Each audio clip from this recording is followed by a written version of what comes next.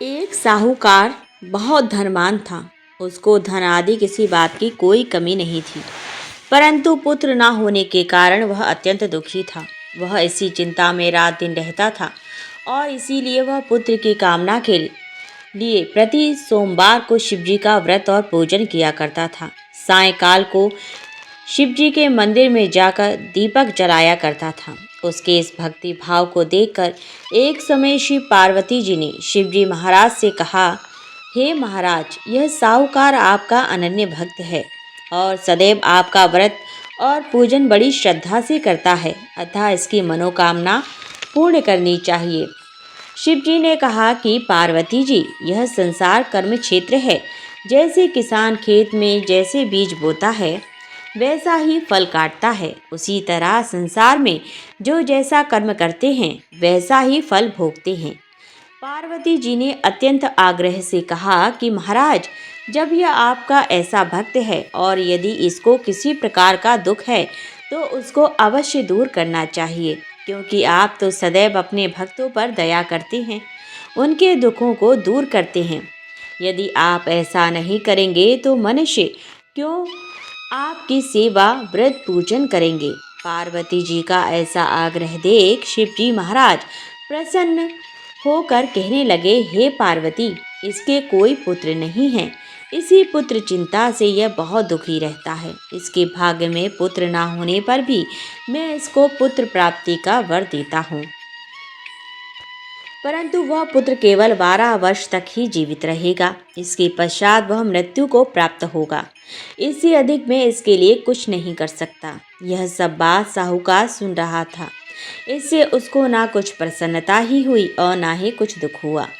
वह पूर्ववत वैसे ही शिवजी महाराज का सोमवार का व्रत और पूजन करता रहा। कुछ समय व्यतीत हो जाने पर साहूकार की स्त्री गर्भवती हुई और 10वें महीने उसके गर्भ से अति सुंदर पुत्र की प्राप्ति हुई। साहूकार के घर में बहुत खुशी मनाई गई, परंतु साहूकार ने उसको केवल 12 वर्ष की आयु जानकर अधिक प्रसन्नता प्रकट नहीं की और ना ही किसी को भेद बताया। जब वह 9 वर्ष का हो गया तो उस बालक की माता ने उसके पिता से उसके विवाह आदि के लिए कहा, परंतु वह साहूकार कहने लगा, मैं अभी इसका विवाह नहीं करूँगा और काशी जी पढ़ने के लिए भेजूँगा। फिर उस साहूकार ने अपने साले अर्थात बालक के मामा को बुलाया। उसको बहुत सा धन देकर कहा, तुम इस बालक को काशी जी पढ़ने के लिए ले जाओ और रास्ते में जिस जगह भी जाओ वहाँ यज्ञ करते, दान देते तथा ब्राह्मणों को भोजन कराते जाओ। इस प्रकार वह दोनों मामा भांजे सब जगह यज्ञ करते और ब्राह्मणों को भोजन कराते जा रहे थे। रास्ते में उनको एक शहर दिखाई पड़ा। उस शहर के राजा की कन्या का विवाह था और दूसरे राजा का लड़का जो विवाह के लिए बारात लेकर आया था वह एक आंख से काना था। लड़के के पिता को इस बात की बड़ी चिंता थी कि कहीं वर को देख कन्या के माता पिता विवाह में किसी प्रकार की अड़चन पैदा ना कर दें। इसी कारण जब उसने अति सुंदर सेठ के लड़के को देखा तो मन में विचार किया कि क्यों ना दरवाजे के समय पर इस लड़के से वर का काम ले लिया जाए। ऐसा विचार कर राजा ने उस लड़के और उसके मामा से कहा तो वह राजी हो गए और साहूकार के लड़के का स्नान आदि करा, वर के कपड़े पहना तथा घोड़ी पर चढ़ा दरवाजे पर ले गए और बड़ी शांति से सब कार्य हो गया। अब वर के पिता ने सोचा, यदि विवाह कार्य भी इसी लड़के से करा दिया जाए तो क्या बुराई है। ऐसा विचार करके उसके मामा से कहा, यदि आप फेरों और कन्यादान का काम भी करा दें तो आपकी बड़ी कृपा होगी और हम इसके बदले में आपको बहुत सा धन देंगे। उन्होंने स्वीकार कर लिया और विवाह कार्य बहुत अच्छी तरह से हो गया। परंतु जिस समय लड़का जाने लगा तो उसने राजकुमारी की चुंदड़ी के पल्ले पर लिख दिया कि तेरा विवाह तो मेरे साथ हुआ है, परंतु जिस राजकुमार के साथ तुमको भेजेंगे वह एक आंख से काना है और मैं तो काशी जी पढ़ने जा रहा हूँ। उस राजकुमारी ने जब अपनी चुंदड़ी पर ऐसा लिखा हुआ पाया तो उसने राजकुमार के साथ जाने से इनकार कर दिया और कहा कि यह मेरा पति नहीं है, मेरा विवाह इसके साथ नहीं हुआ। वो तो काशी जी पढ़ने गया है। कुमारी के माता पिता ने अपनी कन्या को विदा नहीं किया और बारात वापस चली गई। उधर सेठ का लड़का और उसका मामा काशी जी पहुंच गए। वहां जाकर उन्होंने यज्ञ करना और लड़के ने पढ़ना शुरू कर दिया। जब लड़के की आयु 12 वर्ष की हो गई, तब एक दिन उन्होंने यज्ञ रच रखा था कि उस लड़के ने अपने मामा से कहा, मामा जी आज मेरी तबीयत कुछ ठीक नहीं है। मामा ने कहा कि अंदर जाकर सो जाओ। लड़का अंदर जाकर सो गया और थोड़ी देर में उसके प्राण निकल गए। जब उसके मामा ने आकर देखा कि वह तो मुर्दा पड़ा है, तो उसको बड़ा दुख हुआ और उसने सोचा कि मैं अभी रोना पीटना मचा दूंगा तो यज्ञ का कार्य अधूरा रह जाएगा। अतः उसने जल्दी से यज्ञ का कार्य समाप्त कर ब्राह्मणों के घर जाने के पश्चात रोना पीटना आरंभ कर दिया। संयोगवश उस समय शिवजी महाराज और पार्वती जी उधर से जा रहे थे। जब उन्होंने जोर जोर से रोने पीटने की आवाज़ सुनी, तो पार्वती जी शिवजी को आग्रह करके उसके पास ले गईं और सुंदर लड़के को मरा हुआ देखकर कहने लगी, महाराज, यह तो उसी सेठ का लड़का है जो आपके वरदान से पैदा हुआ था। शिवजी ने कहा कि पार्वती जी, इसकी आयु इतनी ही थी, सो भोग चुका। पार्वती जी ने कहा कि महाराज, कृपा करके इस बालक को और आयु दो, नहीं तो इसके माता पिता तड़प तड़प कर मर जाएंगे।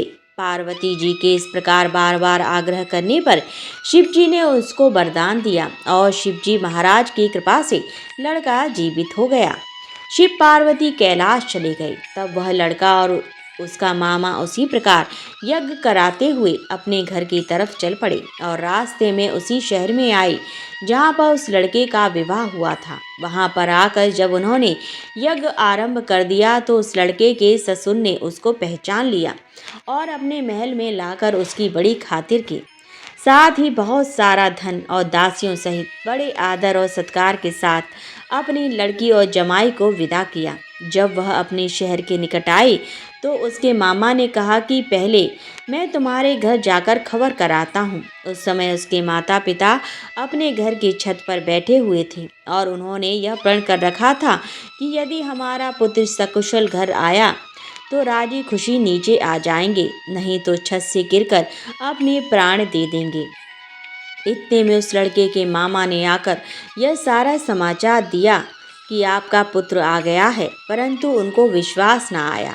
तब उसके मामा ने शपथ पूर्वक कहा कि आपका पुत्र अपनी स्त्री तथा बहुत सारा धन लेकर आया है। तो उस सेठ ने बड़े आनंद के साथ उसका स्वागत किया और वह बड़ी प्रसन्नता के साथ रहने लगे। इस प्रकार जो कोई भी सोमवार का व्रत धारण करता है अथवा इस कथा को पढ़ता या सुनता है, उसके दुख दूर होकर उसकी समस्त मनोकामनाएं पूर्ण होती हैं। इस लोक में नाना प्रकार के सुख भोग कर अंत में सदा शिव के लोक की प्राप्ति होती है। ओम जय शिव ओंकारा, स्वामी जय शिव ओंकारा, ब्रह्मा विष्णु सदा शिव हरदांगी धारा। ओम जय शिव ओंकारा, एकानन चतुरानन पंचानन राजे, स्वामी पंचानन राजे, हंसाजन गणनासन वृष वाहन साजे। ओम जय शिव ओंकारा, दो भुज चार चतुर्भुज, 10 भुज अति सोहे, स्वामी 10 भुज अति सोहे, तीनों रूप निरखता त्रिभुवन जन मोहे। ओम जय शिव ओंकारा, अक्षमाला वनमाला रुंडमाला धारी, स्वामी रुंडमाला धारी, चंदन मृग मद सोहे, भाले शशिधारी।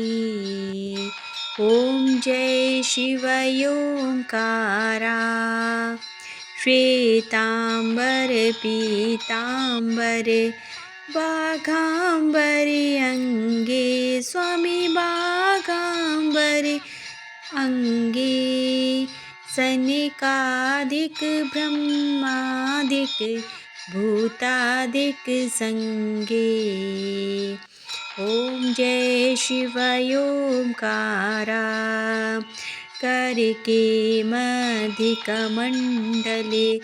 चक्रत्रिशूल धरता स्वामी चक्रत्रिशूल धरता जग करता जग हरता जग पालन करता ॐ जय शिव ओंकारा ब्रह्मा विष्णु सदाशिव जानत अविवेका स्वामी जानत अविवेका प्रणवाक्षर के मध्य ये तीनों एका ॐ जय शिव ओंकारा जय गुण आरती शिव की जो कोई गावे कहत शिवानंद स्वामी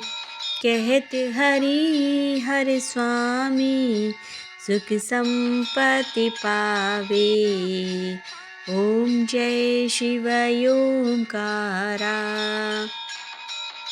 जय शिव ओंकारा स्वामी जय शिव ओंकारा ब्रह्मा विष्णु सदाशिव अर्धांगी धारा ॐ जय शिव ओंकारा ॐ जय शिव ओंकारा प्रभु जय शिव ओंकारा। बोलो भगवान शिव माता पार्वती की जय।